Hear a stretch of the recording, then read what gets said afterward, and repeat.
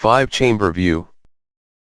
5-chamber view, it is the third view of the 9 diagnostic planes.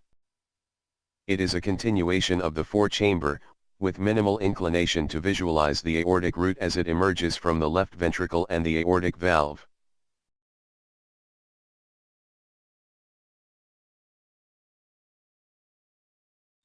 Checklist. First, 2/3 of the heart occupies the left hemithorax.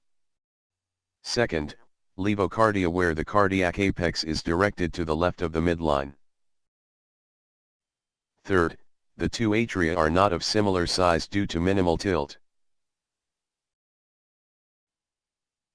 Fourth, the flap of the foramen ovale opens into the left atrium. Fifth, 2 separate atrioventricular valves, with normal systolic-diastolic excursion. Sixth, 2 ventricles are of roughly similar diameter, the right ventricle appears smaller than the left ventricle.